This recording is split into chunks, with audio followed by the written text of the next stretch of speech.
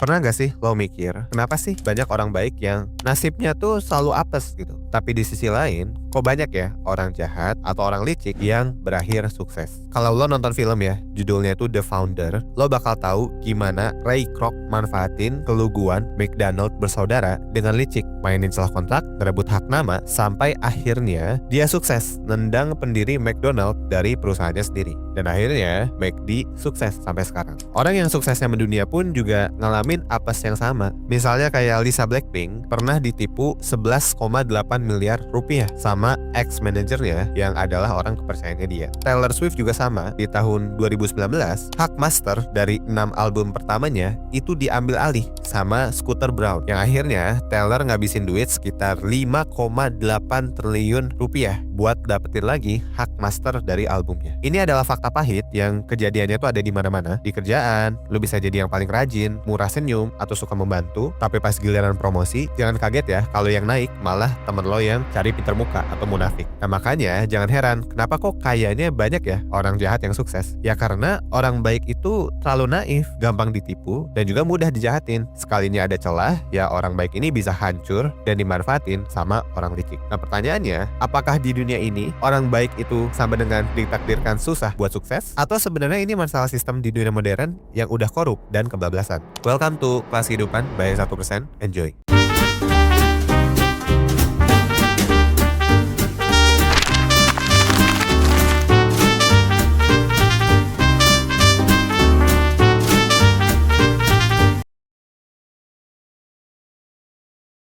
Di Indonesia, kita itu sering kali dilatih untuk jadi baik. Kalau ada barang hilang, ya udah ikhlasin aja. Kalau ada yang jahatin kita di kantor, ya udah balas dengan kebaikan. Ada juga istilah, biar Tuhan aja deh yang balas di akhirat. Istilah ini, kalau dipikir-pikir, ya nggak salah sih. Bahkan mindset kayak gini juga bisa menenangkan mental kita ya pas kena musibah. Tetapi, ada satu filsuf namanya Nietzsche yang berkata lain. Kalau mindset lo begitu, itu mah bukan baik. Lo cuma lemah aja. Menurut Nietzsche, mindset kayak gini tuh lahir gara-gara konsep agama. Kita selalu diajarin buat memaafkan, buat menerima, mengikhlaskan. Dan menurut Nietzsche, hal itu tuh toksik sebenarnya. Kenapa? Karena ya menurut dia, itu tuh mindset orang lemah, alias mindset budak. Jadi di bukunya, Nietzsche itu ada kenalin dua istilah, master morality dan juga slave morality. Sifat yang baik menurut Nietzsche adalah ya jadi orang berkuasa dan punya banyak uang. Jangan lemah, harus punya pride, dan inilah yang disebut sebagai moralitas tuan. Sementara itu, moralitas budak itu sebaliknya. Karena banyak orang di dunia ini atau para budak-budak ini gak punya kekuasaan, gak punya uang, ya yang bisa mereka lakukan adalah membalikkan fakta. Sifat-sifat si tuan yang gagah dan berkuasa tadi itu dicap jadi jahat, sedangkan sifat lemah mereka kayak pasrah, patuh, atau sabar itu di branding jadi baik. Nah itu adalah namanya moralitas budak. Simpelnya, lo juga sebenarnya tuh pengen kaya, lo pengen jadi berkuasa, bahkan kalau dikasih kesempatan jadi pejabat, mungkin lo bakal korupsi juga. Tapi karena alam bawah sadar lo udah dicekokin sama narasi-narasi perbudakan yang dianggap normal, akhirnya lu pun menyerah sama mimpi lu. Bahkan lu sampai menganggap kalau jadi lemah itu baik, mengalah itu baik, miskin itu baik, karena ya nanti lo bisa masuk surga gitu. Gitu kan ibaratnya. Padahal diam-diam lo sendiri juga tahu kalau sifat baik itu hadir karena lu lemah, bukan karena lu emang baik. Yang serunya lagi, di era modern ini bukan hanya ada dua moralitas budak dan tuan, tapi muncul satu moralitas yang menarik, yaitu adalah moralitas pendeta. Apa maksudnya? Kita bakal coba bahas di section selanjutnya.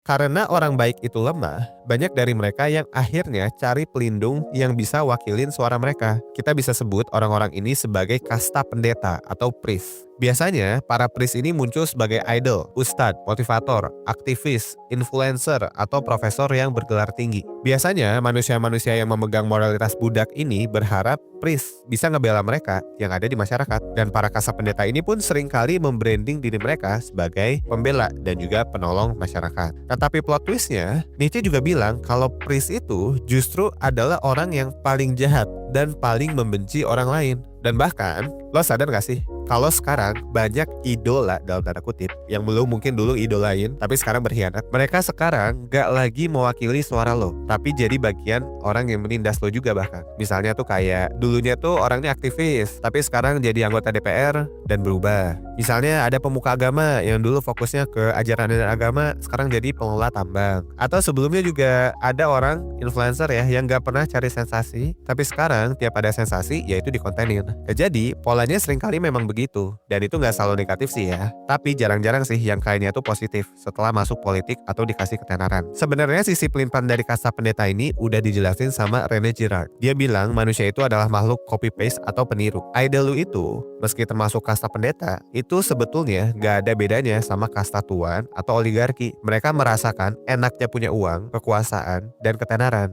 Dan jangan heran ya, kalau dari sana, eventually mereka ini akan masuk ke politik dan jadi bagian dari kekuasaan juga. Tapi bang, idola gue gak jadi bagian dari oligarki kok. Dia malah ngekritik pemerintah, sampai berantem sama influencer lain yang pro pemerintah. Nah, ini nih yang menarik. Kelihatannya sih mungkin banyak dari kasta pendeta ini yang emang musuhan ya sama kasta tuan. Tetapi sebenarnya, Rene Girard itu bilang, kalau ya mereka sama-sama aja. Istilahnya ya, same shit, different toilet lah. Kepercayaan mereka mungkin beda ya di beberapa hal. Tapi, cara mereka buat dapetin apa yang mereka mau itu masih sama. Sama-sama haus atensi dan engagement, sama-sama manfaatin sosmed kayak TikTok beserta clipper-clipper dan juga para buzzer-buzzernya, sama-sama framing narasi tertentu, dan juga sama-sama saling serang dan juga adu mulut. Kalau dipikir-pikir ya akhirnya sama-sama aja. Makanya kemarin ya muncul istilah yang namanya performative activism. Ya jadi aktivis, tapi nyatanya lebih ke riding the wave aja tanpa dampak yang begitu berarti. Rakyat akhirnya adu mulut, tapi yang untung ya dia karena dapat atensi besar. Dan posisi kita sebagai orang baik yang lemah tadi cuma jadi penonton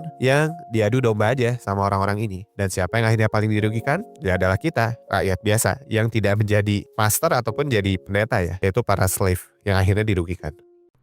Oke guys, sebelum lanjut gue mau ngasih tahu info buat lo yang lagi ngerasa bingung, ngerasa stuck sama hidup akhir-akhir ini. Entah itu soal karir, pendidikan, hubungan, keluarga, pernikahan, atau hal-hal personal lainnya. Sekarang 1% tuh nyediain psikotes premium. Di dalam psikotes premium ada berbagai pilihan tes yang dirancang buat ngebantu lo lebih paham siapa sih diri lo sebenarnya, supaya lo bisa ngambil keputusan hidup lo dengan lebih baik. Psikotes ini tuh ngegabungin berbagai jenis tes psikologi profesional. Jadi setiap lo beli, lo bakal dapet beberapa psikotes, disatuin reportnya jadi puluhan halaman untuk hasil yang akurat dan personal. Lo bisa baca puluhan halaman ini, dan yang paling keren, kalau lo nggak ngerti atau lo ada pertanyaan, lo bisa dapet insight lanjutan lewat konsultasi bareng expert dari 1%, langsung berdasarkan hasil tes lo. Langsung aja kunjungi 1.bio/psikotes premium buat info lebih lanjut.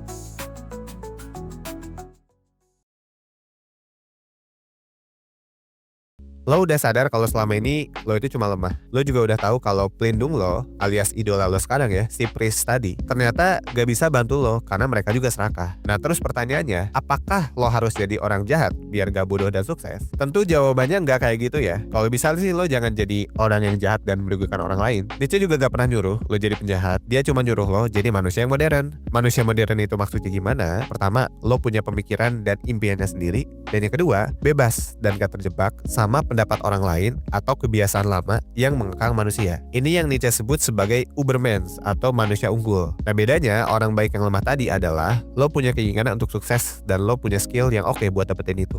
Kejar karir lo, cari duit yang banyak, dan juga asah otak lo. Jangan lagi-lagi bilang kalau uang itu gak penting, yang penting itu hati yang bersih. Apalagi kalau diem-diem sebenarnya lo juga pengen duitnya gitu. Nah kalau kayak gitu ya itu adalah mental budak. Jadilah baik karena memang lo baik, bukan karena lo lemah dan gak bisa ngapa-ngapain. Kalau lo mau tahu perspektif lain tentang orang baik yang susah buat sukses, lo juga bisa coba nonton video 1% yang ada di sebelah kiri ini ya. Atau lo juga bisa cek rekomendasi kita yang ada di sebelah kanan. Silahkan dipilih aja. That's all for this video. Gue Danang dari 1%.